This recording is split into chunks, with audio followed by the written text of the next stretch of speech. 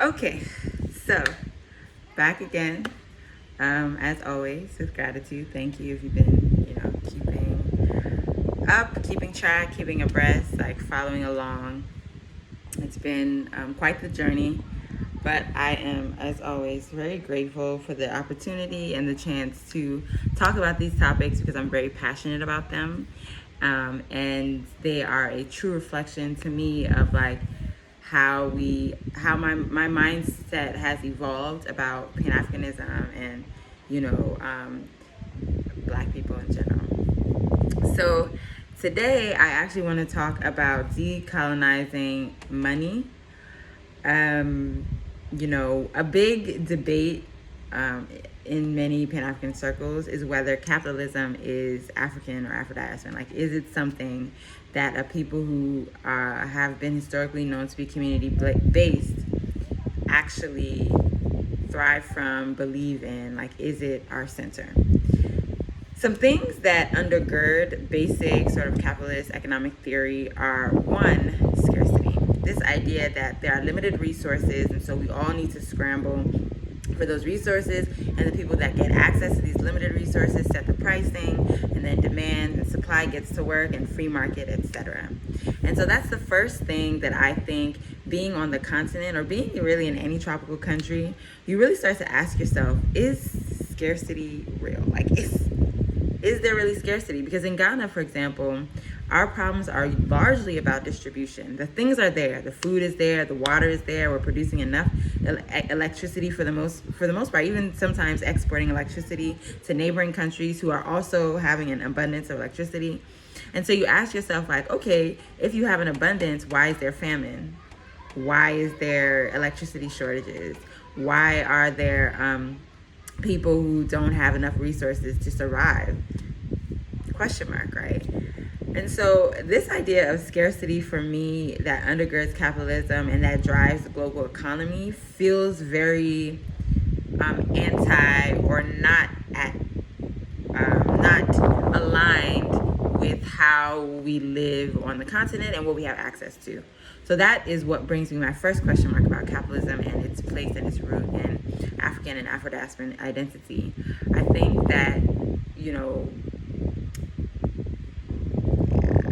scarcity on the continent, really? I don't know. It's hard. So for one, if you say that there's no scarcity, then you take away the need for the second thing, which is competition, right?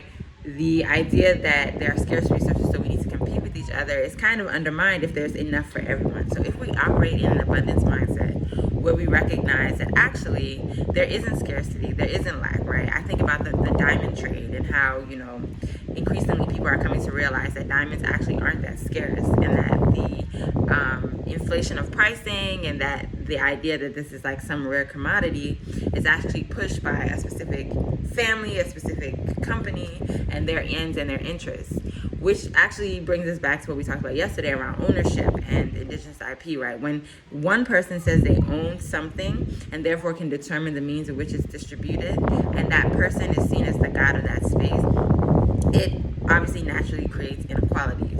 Now, here's the case, for example, in Ghana, on any patch of land, at least in the South, but I think actually the whole country, if you just like throw a couple of seeds, pick a seed, and just leave it there, it's very likely that at least half of those seeds will germinate into something edible. And that edible thing is something that can sustain you for a period. Like right now at my house, we have cassava leaves, we have peppers, we have tomatoes, we have all these things growing. Mind you, I do have a lot of space. So, but even if I look at where some of the stuff is, like I'm looking out my window, if I look at where some of the stuff is, it's, you don't need a lot of space, and honestly you don't need a lot of water because it doesn't rain that much, although the rainy season has been really weird this year, but you don't need a lot of space, you don't need a lot of water to eat in this country. So then why are we competing for food, right? Like, question mark. So first is the question of, is there really scarcity? Then is the question of, do we actually need to compete? Like, if there's enough for everyone, why do we need to fight for resources? Especially, this is talking about on the continent, and think of any sovereign Black nation. It's very likely that there is an abundance of assets, an abundance of resources. So there.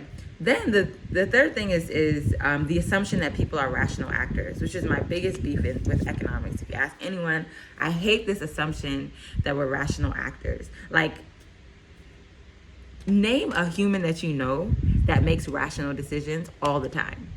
You know, like, oftentimes we have limited information, we're emotional, we have to weigh other types of political needs, like our family, our friends, you know, what is expedient for me in my career, etc. And if you're juggling all of these things, you're not going to do what makes the most sense every time. And so if we concede that we're not rational actors, that there is no scarcity and there's no need for competition, it kind of undermines the whole idea around capitalism.